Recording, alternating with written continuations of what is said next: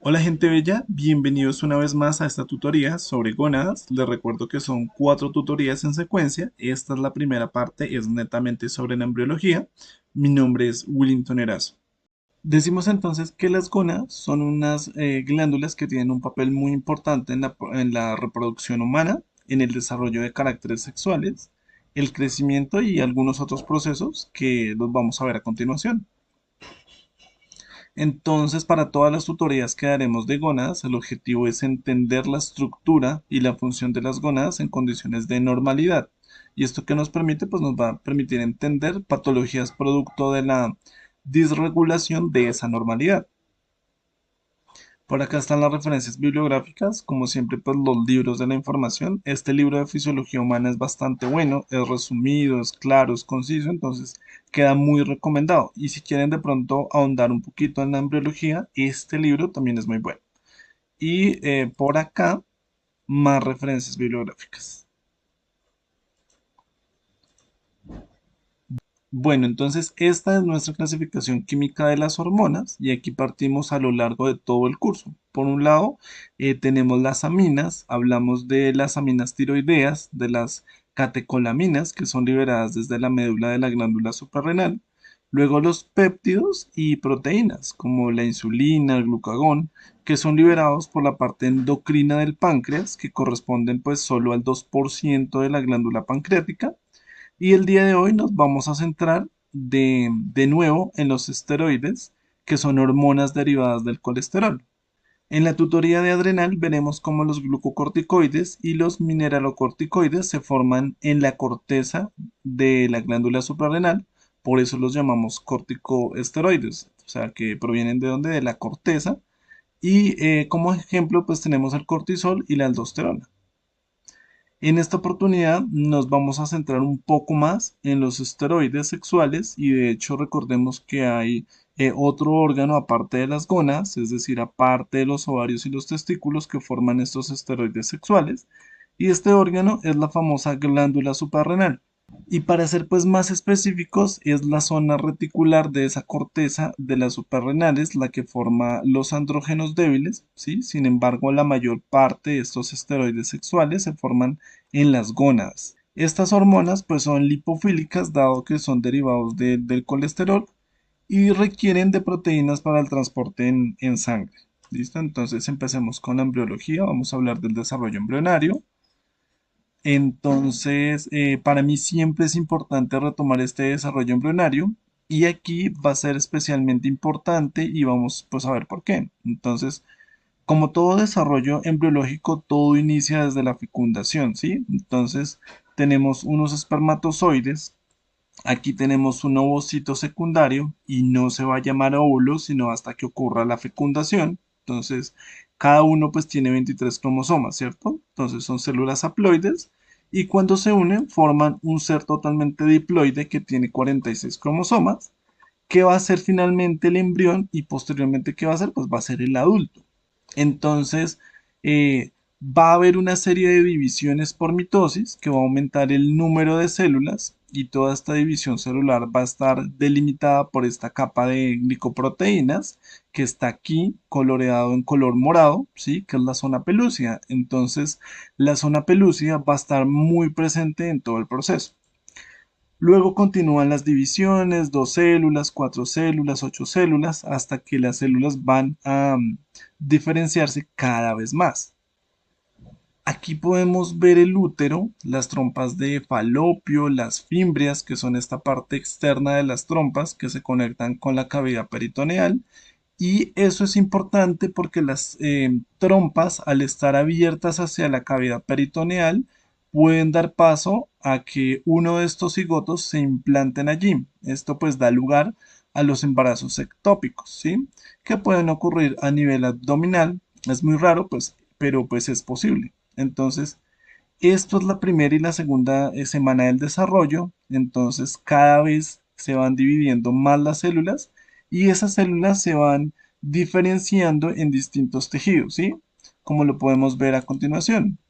Entonces aquí está nuestra masa de células, va a formar un embrioblasto que forma las 3 capas germinales, que son pues el ectodermo, el mesodermo y el endodermo, y el trofoblasto que va a formar la placenta. De hecho, de ahí deriva su nombre, trofo, pues que es alimentar, ¿sí? Por lo tanto, pues podemos hacer la analogía de, o más bien con otras palabras, por ejemplo, autótrofo, heterótrofo, que son formas en las que los seres vivos adquieren su alimento. Entonces, trofo es de alimentación y por lo tanto este trofoblasto pues forma ¿qué? Forma placenta. Luego, ese embrioblasto para dividirse en dos capas, una que es el epiblasto y otra que es el hipoblasto. Epi porque está en la parte superior e hipo porque está en la parte inferior, respectivamente, ¿no? Y aquí ya empezamos a ver un poco la importancia de esa división celular. Estas células que están aquí en color azul, que son el epiblasto, pues además de formar algo que se llama cavidad amniótica, va a ser importantes para formar las células sexuales, ¿listo? Es decir, a partir del epiblasto se van a formar las células madre que dan origen quienes a los ovocitos y también a quienes a los espermatozoides, ¿sí? Ese es el origen de las células sexuales. En la tercera semana del desarrollo, bueno, por aquí tenemos nuestro embrión, le hicimos un corte sagital, ¿cierto? Que divide derecha e izquierda y vemos cómo a partir del epiblasto las células migran, se dividen, se diferencian por la expresión de distintos genes para formar otras capas. Es decir, ya no solamente va a ser epiblasto e hipoblasto, sino que además vamos a tener capas adicionales. Aquí está el disco bilaminar, la cavidad amniótica, que dijimos, el saco vitelino, que el saco vitelino pues es otra cavidad, pero ya no la forma del epiblasto, sino que la forma del hipoblasto. Y también vamos a ver por qué es importante eso. Y luego, pues a partir del epiblasto es que se formó una tercera capa en el medio, ¿sí? Y como está en el medio, se llama mesodermo. Entonces, ahí ya no es un disco bilaminar, sino un disco trilaminar. Y este disco trilaminar está formado por quién? Pues por el ectodermo, el mesodermo y el endodermo. ¿Listo?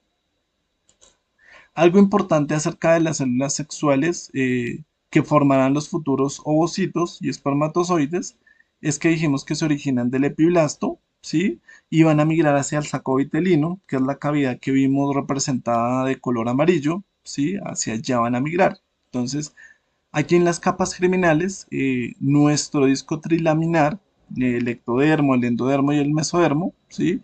Y además de la importancia del ectodermo para formar pues, las células sexuales, el mesodermo va a ser importante para formar músculos, huesos, cartílagos, vasos sanguíneos, nervios, etcétera, ¿sí?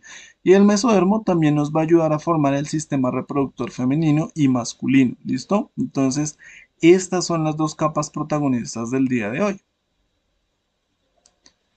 Ok, por acá vamos a ver cómo ocurre esto. Entonces ya pasó las tres primeras semanas del desarrollo embrionario. Ahora vamos a ubicarnos en la cuarta semana. Entonces en la cuarta semana tenemos un embrión con tres capas y ese embrión aquí lo que hicimos fue hacerle un corte transversal que divide una parte superior de una parte inferior y vemos como el mesodermo, que es la capa que está en el medio, tiene una especialización un poco más avanzada, ¿sí? Ya no es solo mesodermo, sino que ese mesodermo va a formar tres agrupaciones, que son un mesodermo paraxial, que es el que está por aquí señalado de color rojo, un mesodermo intermedio, que queda en la mitad de los demás mesodermos, y un mesodermo lateral, que es el que está más externo a todos los demás mesodermos. Entonces, esa es la especialización y nos interesa en particular el mesodermo intermedio, ¿sí? El que está en la mitad. Ese mesodermo intermedio es el que va a ayudar a formar el sistema reproductor,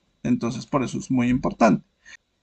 Aquí vemos cómo el embrión se va plegando, ¿sí? Porque esto que vemos acá en color amarillo es el saco vitelino y ese saco vitelino que se formó por el hipoblasto tiene que invaginarse, es decir, tiene que meterse para formar el sistema gastrointestinal y el sistema respiratorio. Y ya sabemos que en el adulto estos sistemas son internos y estos están recubiertos por paredes, ¿no? Entonces por la cavidad torácica, por la cavidad abdominal. Entonces es por eso que el embrión se tiene que plegar sobre sí mismo para que ese endodermo que está formado también, que está formando también este saco vitelino, pueda invaginarse hasta formar el tubo digestivo y el sistema que es el sistema respiratorio. Y gracias a este plegamiento se forman cavidades como lo podemos ver aquí. Entonces, esto sigue siendo un corte transversal, que son la base de, de las tomografías axiales computarizadas, ¿sí? Es como si estuviéramos viendo desde los pies a una persona. Entonces, eso es un corte transversal. Aquí en rojo oscuro está una cavidad corporal que posteriormente va a formar la cavidad torácica, la cavidad pélvica, la cavidad abdominal y en el embrión se llama celoma intraembrionario, ¿sí? Y es intraembrionario porque está dentro, ¿sí? La otra cavidad se llama celoma extraembrionario y se llama extraembrionario pues porque está fuera de las cavidades corporales y ahí es donde va a estar flotando el bebé, ¿sí? El líquido amniótico hasta su posterior nacimiento. Entonces, esos son los aspectos fundamentales. Bueno, en cuanto al desarrollo de las gónadas, aquí tenemos nuestro embrión, estamos entre la cuarta y la quinta semana, ya vemos que se formó una región de la cabeza, una región de la cola, vemos que ese saco vitelino se empezó a invaginar y aquí vemos cómo todavía queda parte de ese saco vitelino por fuera, que aún no se ha introducido en la cavidad abdominal, porque son procesos que requieren tiempo, ¿sí? Y si hacemos un corte transversal, podemos ver la estructura que aparece en la derecha. Entonces, esto de aquí es el tubo digestivo embrionario, un desarrollo que va a ayudar a formar esófago, estómago, intestinos, el páncreas, como lo vimos en una de las clases pasadas. Y además, por aquí en la región de la espalda, está formándose el sistema nervioso central, que está formado pues por el ectodermo, ¿sí? Aquí este tubo va a ayudar a formar la médula espinal, el cerebro, el tallo cerebral, ¿sí? O sea, muchos aspectos que son importantes. Y por aquí estas células, que se llaman células de la cresta neural, ayudan a formar algo importante de las glándulas endocrinas que se llama la médula de la glándula suprarrenal, ¿sí? Y dijimos que la médula de la glándula suprarrenal libera catecolaminas, que son hormonas que son pues muy importantes en el sistema nervioso autónomo, ¿sí? De hecho, las células de la médula suprarrenal son neuronas modificadas postganglionares, entonces es por eso que salen de ahí. Y con esto pues vamos recordando un poquito conceptos que pues ya habíamos visto antes. Ahora, esta parte que estoy señalando aquí es la parte posterior del embrión, es decir, la que está cerca a la espalda. Por aquí entonces está la espalda. Aquí se van a formar los discos vertebrales, la columna vertebral. Y en esta región posterior es que se empieza a formar tanto el sistema genital como el sistema urinario. Entonces, aquí hay algo que se llaman cordones nefrogénicos y la palabra nefro pues nos hace recordar como a la nefrona, ¿sí? Que es la unidad funcional de los riñones. Entonces, ahí se forma el sistema urinario y rodeando a los cordones nefrogénicos, que son literalmente cilindros de células agrupadas, una tras la otra, ¿sí? Cerca de esos cordones nefrogénicos está la cresta genital. Entonces, esa parte de la cresta genital es la que va a formar los ovarios y los testículos, que son las gónadas masculinas y femeninas, pues respectivamente.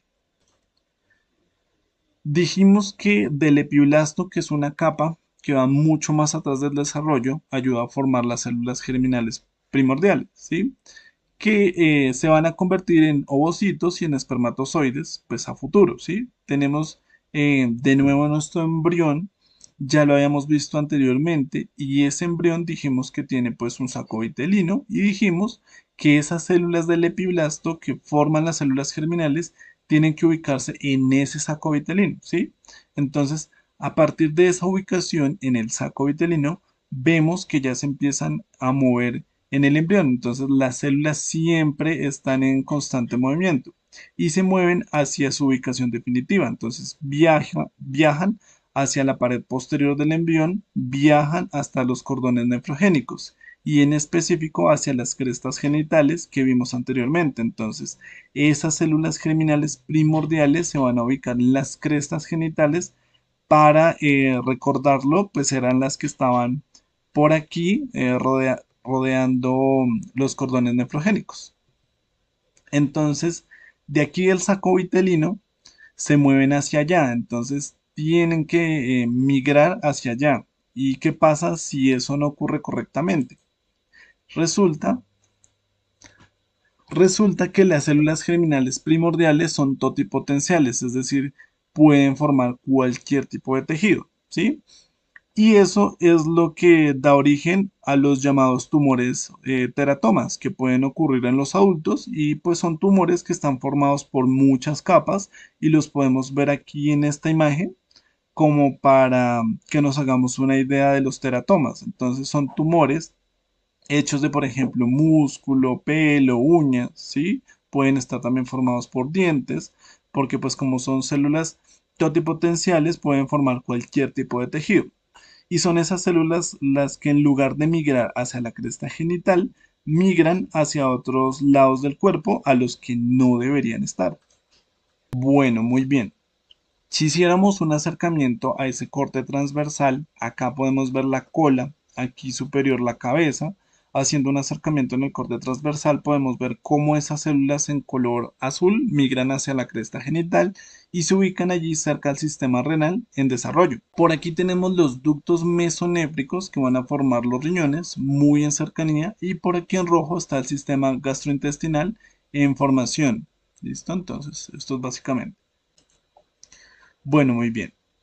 Por aquí hicimos un poco de zoom a esa región y esta es la cuarta semana de desarrollo. ¿Listo? Entonces aquí ya han migrado completamente en el saco vitelino hasta su ubicación definitiva, pasando por un ducto que se llama el conducto alantoides para ubicarse en la parte posterior de la cavidad del embrión.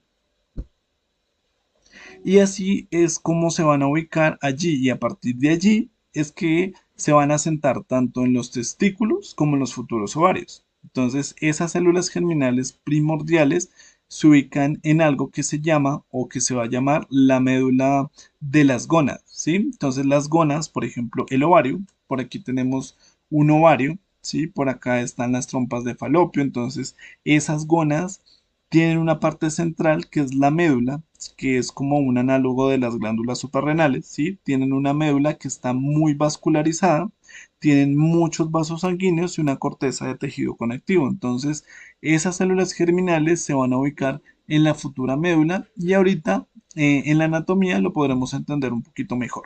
Bueno, y este es de nuevo nuestro embrión, entonces para seguir entendiendo el resto del desarrollo del sistema reproductor hay que entender también un poquito del desarrollo del sistema urinario, pero en términos pues muy generales. Entonces, acá está el embrión, por acá están los conductos y si los miramos de cerca, por acá tendremos las gónadas que están en desarrollo, ¿sí?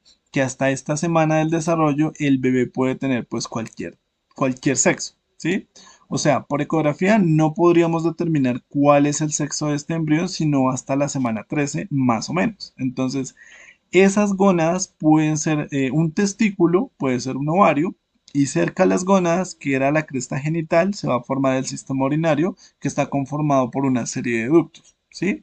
Entonces, va a haber tres partes del sistema urinario y va a haber algo que se llama el pronefros, ¿sí? Algo que se va a llamar el mesonefros y algo que se va a llamar el metanefros. Básicamente son divisiones de ese mismo tubo que está ahí coloreado de color morado, ¿sí? Y cada una de esas partes, o sea, el pronefros, el mesonefros, el metanefros, va a formar una estructura diferente al sistema urinario. Por ejemplo, la capa más importante es el metanefros porque es el que va a formar los riñones, ¿sí? El sistema calicial, los ureteres para la función renal del adulto. El mesonefros es una estructura transicional que va a reemplazar al metanefros, ¿sí? Y también va a ayudar a formar glomérulos y tejido renal. Pero esas células van a morir prontamente y el pronefros sí realmente pues son células que su función no se conoce muy bien porque se generan a la cuarta semana del desarrollo, pero al final de la cuarta semana mueren. Entonces, realmente lo más importante para nosotros pues va a ser quién, el mesonefros y el metanefros. Entonces, es gracias al mesonefros que es como un sistema urinario primitivo antes de la formación del definitivo, ¿sí? Que es el que forma el metanefros. Este mesonefros, además de ayudar a formar el sistema urinario y pues primitivo, va a ayudar a formar parte del sistema reproductor y por eso es importante. Entonces, ahora sí podemos entender un poco mejor los nombres de esta gráfica.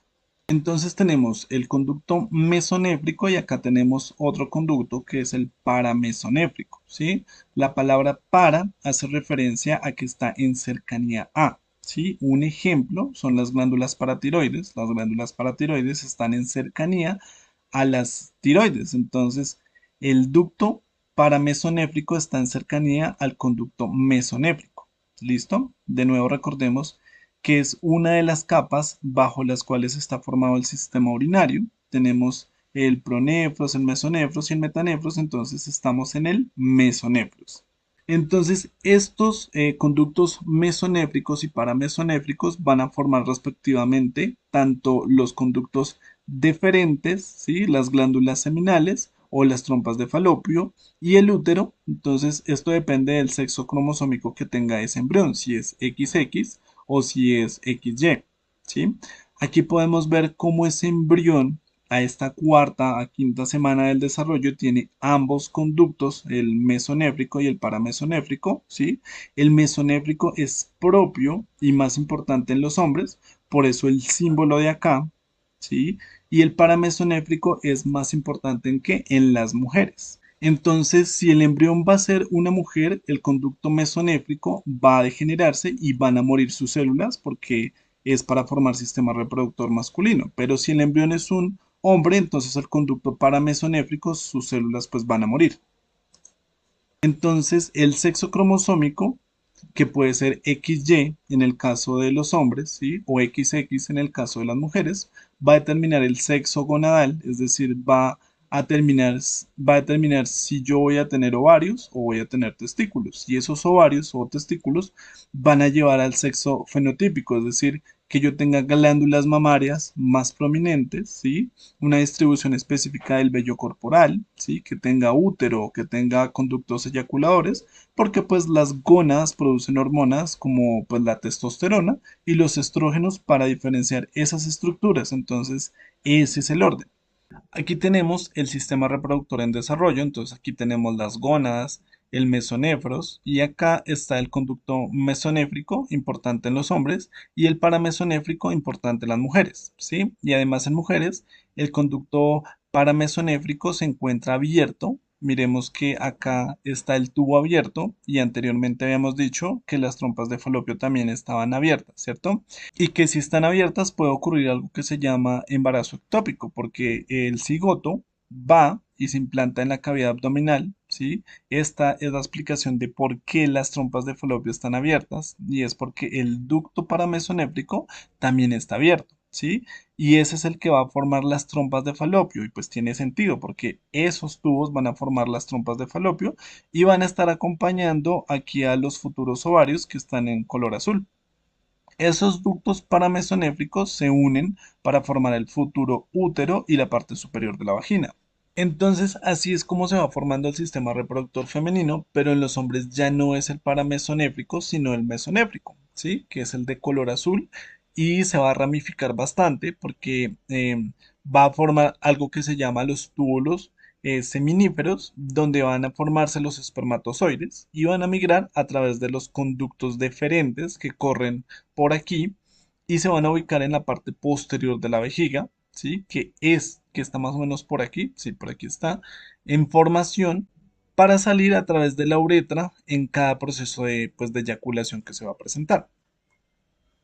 Por aquí tenemos nuestra cresta genital. Dijimos que todo esto está formado por el mesodermo intermedio. Y para formar ovarios, básicamente lo que pasa es que esa cresta genital va a empezar a formar unos cordones corticales. Esos cordones corticales van a diferenciarse en pequeñas agrupaciones de células, como las podemos ver aquí, ¿sí? Que van a acompañar a las células sexuales, pues femeninas. Entonces, esos cordones corticales que acompañan a las células sexuales femeninas forman algo que se llaman los folículos primordiales y esto ocurre en el feto. Entonces, cada uno de estos folículos primordiales posteriormente en la pubertad las mujeres los van a utilizar para la ovulación y para todo el ciclo menstrual que generan pues, las mujeres. Entonces, la cantidad de ovocitos se va a determinar antes de que una mujer nazca, de tal manera que va a haber un número muy determinado de células sexuales, ¿sí? que tiene una mujer a lo largo de toda su vida y cuando se acaban, pues ocurre lo que conocemos como menopausia, ¿sí? En cambio, los hombres, digamos que no hay un número definido de células sexuales y por lo tanto, pues los hombres pueden hacer espermatogénesis toda su vida. Resulta que este ovario en desarrollo forma grandes cantidades de estrógenos y esa cantidad alta de estrógenos hace que el conducto mesonéfrico, ¿sí? Que era importante en los varones y que estaba de color azul, se degenere y muera porque pues las mujeres necesitan del conducto paramesonéfrico y no del mesonéfrico, ¿sí? Entonces resulta que para que se forme todo el sistema reproductor femenino, lo que debe pasar es que no haya cromosoma Y, ¿sí? Entonces, acá les doy un dato curioso. Resulta que todos los embriones están predestinados a formar estructuras femeninas, ¿sí? O sea, como que todos los embriones pueden formar un sistema reproductor femenino. O sea, todos están programados para eso. Pero es hasta que se expresa el cromosoma Y que todo ese plan genético se cambia y en lugar de formar el sistema reproductor femenino, pues se forma el sistema reproductor masculino. Entonces, es gracias al cromosoma Y que ocurre todo este proceso. Por aquí vemos el conducto paramesonéfrico que ayudará a formar trompas de falopio, el útero, el tercio superior de la vagina y además va a estar en proximidad con los ovarios en formación. Entonces acá están los folículos primordiales, ¿sí? Y en color morado está el mesonéfrico, que será importante en los hombres y que acá pues está muriendo porque pues ya no es necesario aquí, ¿cierto?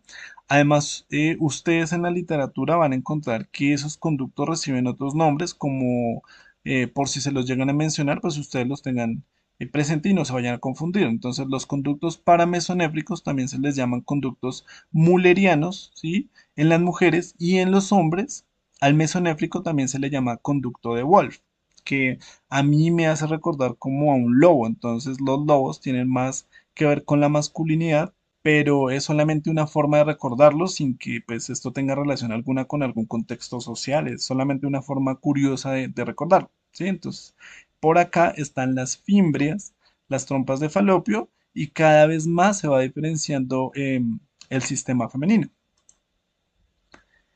En el caso de los hombres, lo que va a pasar es que esos cordones mesonéfricos van a alargarse, van a extenderse y van a formar redes. Esas redes van a ser importantes para formar los túbulos seminíferos, donde van a formarse las células sexuales masculinas. Y por aquí tenemos el conducto mesonéfrico de Wolf, que va a ser muy importante para el desarrollo del conducto deferente, ¿sí? De los conductos eyaculadores, de las glándulas seminales, entre otras, y gracias a la expresión del cromosoma Y es que los conductos paramesonéfricos, es decir, los mullerianos, se van a degenerar y van a morir. Bueno, aquí tenemos como esa red de conductos en forma, cada vez más especializada, y el cromosoma Y de todas las células del embrión va a expresar un factor determinante testicular, y ese factor determinante testicular va a ayudar a la formación de dos células importantes en los hombres, que son las células de Sertoli y las células de Leydig. Entonces, esas son las dos células más importantes de los testículos de los hombres, de tal modo que en la octava semana las células de Leydig van a formar testosterona y las de Sertoli van a acumular esa testosterona y va a ser pues muy importante la producción de esta testosterona para formar el resto de estructuras del aparato reproductor masculino. En conclusión, si hay cromosoma Y, más específicamente si se expresa el gen SRY, se forma el aparato reproductor masculino y si no hay aparato reproductor masculino, pues se formará el aparato reproductor femenino. Aquí vemos que gracias al conducto mesonéfrico se formó tanto el conducto deferente y el epidídimo. El conducto deferente se formaron las glándulas seminales, ¿sí? También las vesículas seminales, que son pues muy importantes para cargar de nutrientes a los espermatozoides que viajan a través del aparato reproductor femenino. Bueno, por acá está un resumen de todo. Entonces, básicamente las gónadas indiferenciadas en la semana 6, gracias al cromosoma Y, se forma el factor determinante testicular que hace que se formen testículos y dos tipos de células que son las células Leydig y las células de Sertoli. Entonces las células de Leydig forman testosterona y esa testosterona es muy importante para la formación de los genitales masculinos externos y esa testosterona también va a ser muy importante para que ese ducto de Wolf o mesonéfrico se mantenga y forme todo el aparato reproductor masculino. Si no hay cromosoma Y, pues se forma el femenino y cuando se forma el femenino, pues se forman los ovarios, ¿sí? Como no hay testosterona, el conducto de Wolf muere y pues permanece el conducto de Müller que va a formar el aparato reproductor femenino. Les dejo una imagen muy bonita de cómo se forman esos sistemas según lo que acabamos de hablar, pues para que cada uno de ustedes haga la correlación, ¿listo? Acerca de esos conductos de los cuales estábamos hablando. Bueno, gente, esto ha sido todo en esta tutorial. Los espero en el próximo video, el cual pues ya será de la anatomía completamente de las gónadas.